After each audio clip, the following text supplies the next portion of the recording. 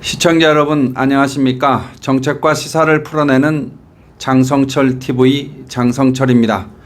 이재명 경기도지사가 2차 재난기본소득 추진과 관련해서 어제 2월 1일 오후 늦게 페이스북에다가 지방채 발행 없이 현 예산을 조정해 주민소득을 지원한다면 주민 부담이 늘어나는 것도 아니고 다음 세대의 부담을 전가하는 것도 아니다.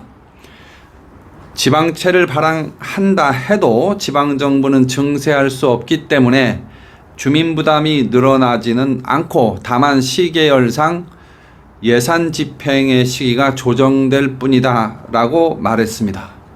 누가 보더라도 지방채 발행 없이 예산을 아껴서 2차 재난기본소득 재원을 마련한 것처럼 들리지 않습니까? 2월 2일 오늘 국민일보 단독으로 보도한 기사가 있습니다. 재난기본소득 분석 상황계획 집중 분석 기사입니다. 이재명 지사의 주장과는 전혀 다른 내용입니다. 장성철 TV 오늘은 이재명 지방채 없이 재난소득 명백한 사실 왜곡이다. 이 제목으로 말씀을 드리겠습니다.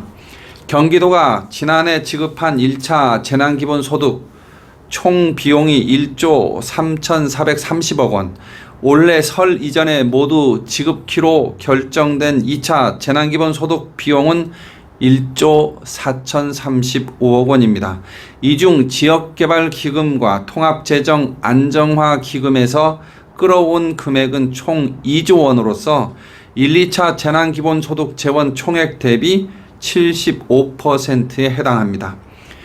2021년 1월 25일 제349회 경기도의회 기획재정위원회 회의록을 찾아봤습니다. 경기도가 1, 2차 재난기본소득 재원 총액 2조 7천억 원의 상당 부분은 경기도민들이 결국 앞으로 고스란히 갚아야 할 돈임을 확인할 수 있었습니다. 경기도는 이를 갚기 위해서 또다시 빚을 내서 갚는 차환 개념을 도입을 하고 상환 종료 시점도 당초 계획 2029년보다 6년 더 늘린 2035년까지 잡았습니다. 재난지원금의 주요 재원인 지역개발기금은 어떤 성격일까요? 경기도 지역개발기금 설치 조례를 찾아봤습니다. 제4조 기금의 조성 제3호에는 지역개발 채권의 발행 수익금이 기금 조성원으로 명시되어 있습니다. 지역개발기금의 주요 재원 지방채 발행임을 알 수 있습니다.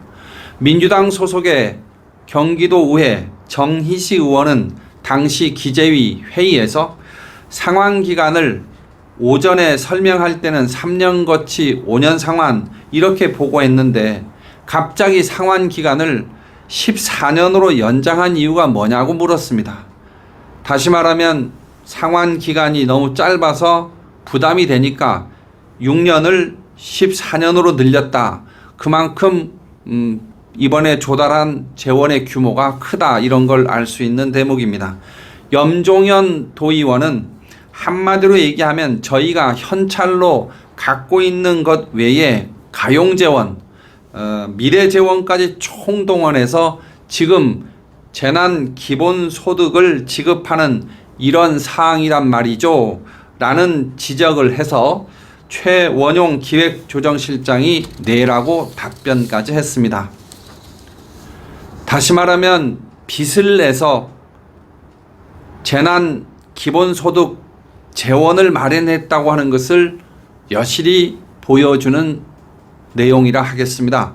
동시에 2024년부터 2027년까지 매년 2천억 원을 지역개발기금에서 다시 빌려서 기존 채무를 갚는 차환 방식도 도입이 됐습니다.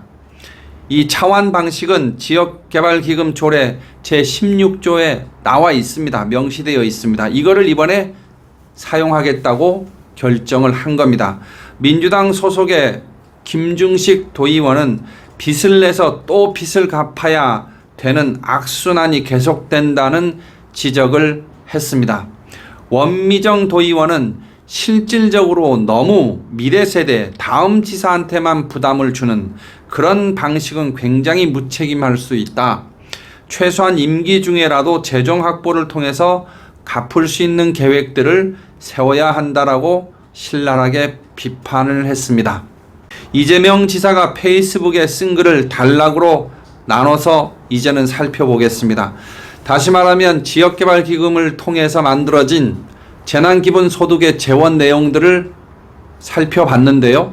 이재명 지사가 한 말을 앞에 제가 말씀드린 내용과 비교하면서 분석해 보겠습니다.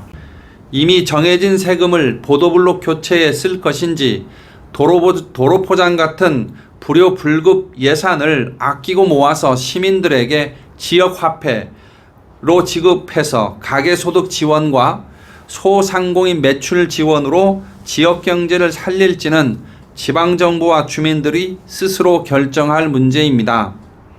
어떻습니까? 마치 낭비되는 보도블록 예산, 도로 포장 예산 아껴서 재난기본소득 재원을 마련한 것처럼 들리지 않습니까? 명백한 사실 왜곡입니다. 왜냐하면 75%의 재원이 지역개발기금에서 통합재정안정기금에서 마련됐기 때문에 그렇습니다. 이재명 지사가 얘기한 두 번째 문장을 읽어보겠습니다. 지방채 발행 없이 현 예산을 조정해서 주민소득을 지원한다면 주민부담이 늘어나는 것도 아니고 다음 세대에 부담을 전가하는 것도 아닙니다. 이게 조건부식 논법인데요. 주민소득을 지원한다면 실제 어떻게 들립니까? 지방채 발행 없이 재난기본소득 재원을 마련했고 그래서 다음 세대의 부담을 전가하지 않았다 이런 주장으로 들리지 않습니까?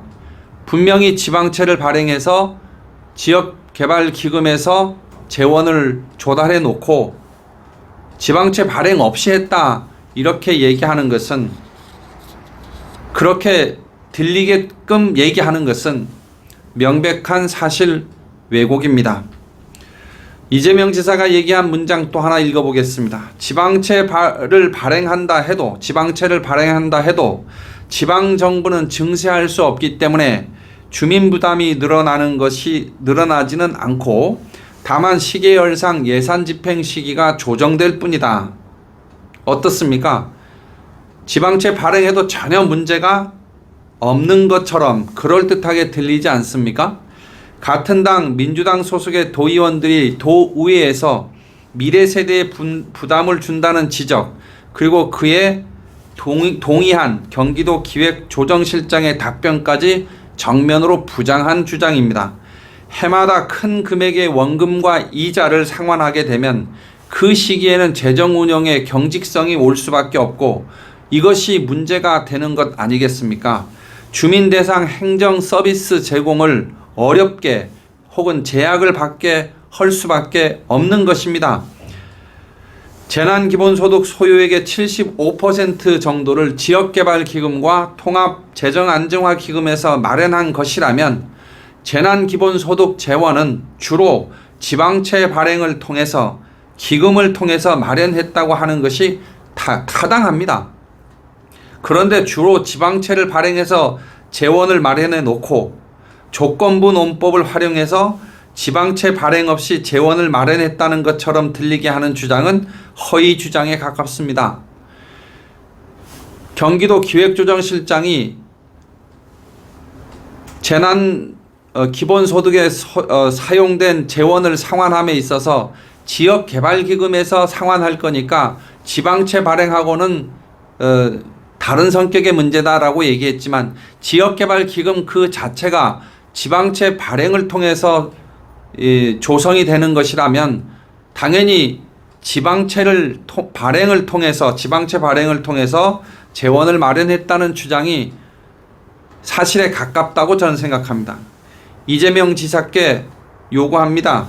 재난 기본소득 지급과 관련해서 교묘하게 논리를 만들고 그럴듯하게 사실을 왜곡하는 것은 궤변 중에 궤변입니다. 당장 중단하십시오. 여러분, 좋아요, 구독, 그리고 알림 부탁드립니다. 감사합니다.